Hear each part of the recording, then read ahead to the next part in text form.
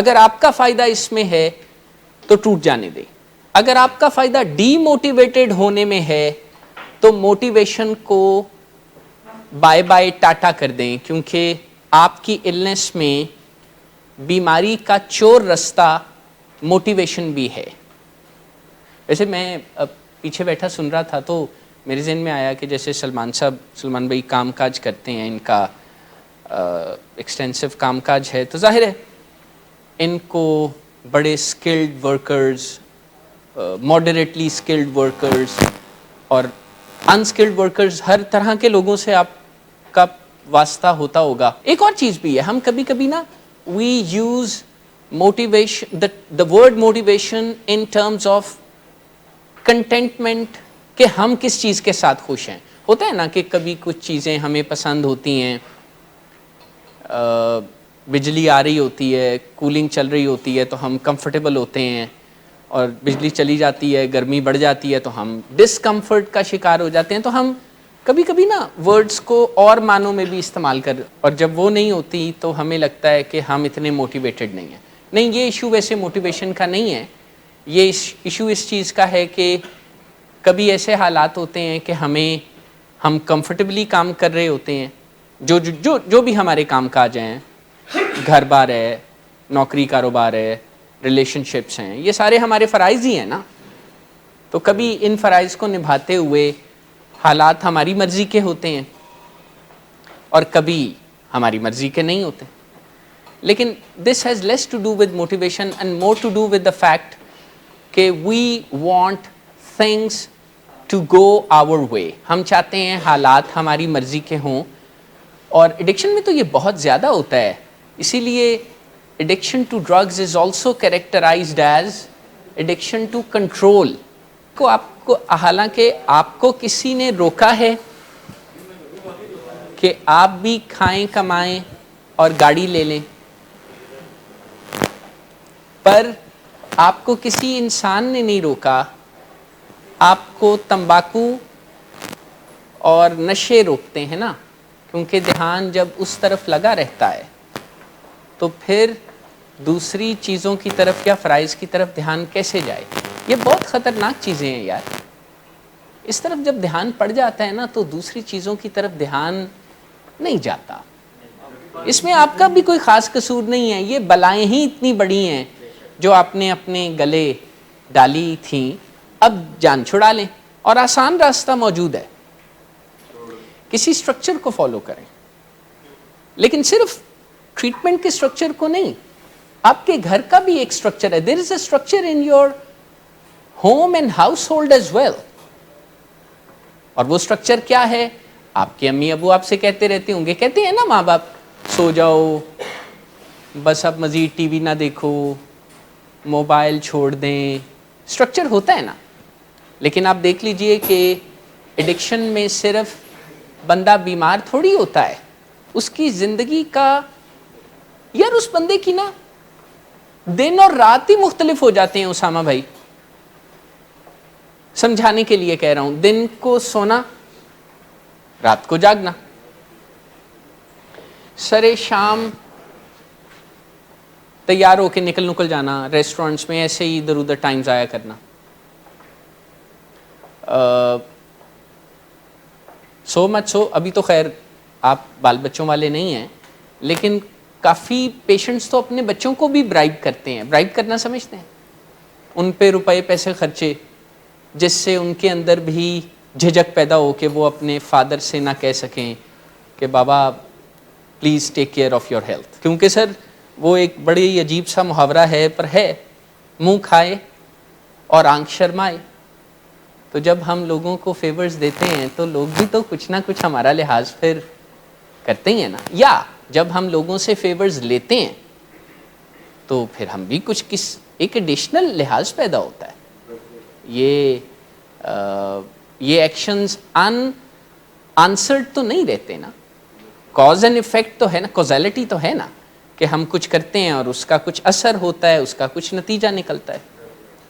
تو آپ لوگ یہ بھی سوچا کریں کہ کہیں میں نے اپنی ایڈکشن میں اپنے ریلیشن شپس کو ہی تو نہیں ایسے شیپ اپ کرنا چاہا انجانے میں. میں نہیں کہہ رہا کہ کوئی آپ بیٹھ کے کسی ڈارک کنسپیرسی کو لکھ رہے تھے, تاریخی سازش کو, نہیں, ایسا نہیں. Unbeknownst to you, you have been victim of all these things because of addiction. And let me remind all of us, ہم یہاں پر ایڈکشن ٹریٹمنٹ اور ریکوری کے لیے اکٹھے ہوئے ہیں. تو جب بھی دھیان کہیں اور جائے تو پلیز اپنے دھیان کو واپس لیں. کہ جیسے ہوتا ہے نا کہ جب ہمیں انڈرسٹینڈنگ ہوتی ہے تو ہمیں لگنے لگتا ہے, وہ انٹرمیڈیٹ کے کورس میں انگلش میں ایک ہوتا تھا دا مین ہو واز اے ہاسپٹل, جس میں ایک صاحب جب بیماریوں کے سمٹمز کے بارے میں پڑھتے ہیں تو انہیں لگتا ہے کہ یہ سمٹم بھی ان میں ہے اور یہ سمٹم بھی ان میں ہے. اسی طرح جب ہمیں کچھ چیزوں کے بارے میں پتہ چلتا ہے تو ہم بھی شروع میں اس غلطی کا شکار ہو سکتے ہیں کہ ہمیں لگے کہ یہ بھی اور نہیں. لیکن ہم چونکہ ریکوری کے اسٹوڈنٹس ہیں تو اس میں ایک مڈل آف دا روڈ جو لائف سٹائل ہے وہ زیادہ فائدہ مند دیتا ہے. اس کو ٹیکسٹ بکس اس نام سے بھی پکارتی ہیں, جوائننگ دا ہیومن ریس, کہ باقی صحت مند لوگوں کے ساتھ آپ بھی زندگی کو ری جوائن کر لیں. آپ کیوں دکھی رہتے ہیں, آپ کیوں آئسولیٹڈ رہتے ہیں؟ آپ دیکھیے کہ آئسولیشن بھی ایڈکشن اور موڈ ڈس آرڈر میں ہوتا ہے, لونلینس ہوتی ہے. کئی مرتبہ انسان دوسرے انسانوں کے ہجوم میں ہوتا ہے پر اپنے اندر وہ تنہائی فیل کر رہا ہوتا ہے. یہ سب اندر کی کیفیات ہیں جو بیماریوں کی وجہ سے شیپ اپ ہوتی رہتی ہیں. یہ اچھی جذباتی اور روحانی صحت نہیں ہوتی نا. پھر ہم سمجھتے ہیں کہ جو ہاسپٹل ہے وہی بیمار ہے. نہیں, ویسے بھی لوگ اپنی صحت کا بہت اچھا خیال نہیں رکھتے. میں عرض کرتا ہوں کہ ڈیزیز کانسیپٹ کیا ہے اور ڈیزیز فال آؤٹ کیا ہے. یہ تو ہو گیا نا disease concept, understanding that I am suffering from a bodily physical state جس میں میں نشے سے فائدہ نہیں اٹھا سکتا. ہاں, جب میں بیمار نہیں تھا تو نشے سے مجھے کچھ فائدہ ملتا تھا, اب نہیں ملتا. ایکسیپشنز ہیں, جیسے میں نے کل سنی ہے, وہ میرے کافی سال پہلے نا میرے لڑکپن میں بڑا غلغلہ ہوتا تھا ڈراپ آؤٹس کا. ہر ڈراپ آؤٹ نے بل گیٹس نو پھڑیا سی پاویں وہ بلا گیٹاں والا ہی ہوئے. او بھائی, بل گیٹس ایک ایسا بندہ ہے جس نے پتہ نہیں کیا کیا, کیسے کیا, اور آپ اس کی پوری زندگی اور پوری جدوجہد میں سے ایک اس کا ڈراپ آؤٹ ہونا نکال کے سمجھ بیٹھے کہ ڈراپ آؤٹ ہونا, یہ ساری کنفیوژنز ہیں. نہیں, لیکن اس کے بعد انہوں نے بہت محنت کی. لیکن ہم اچھا, ایک اور بھی بڑی مزیدار چیز تھی مس کئی سال پہلے, اب اس پر بھی لوگ بات نہیں کرتے.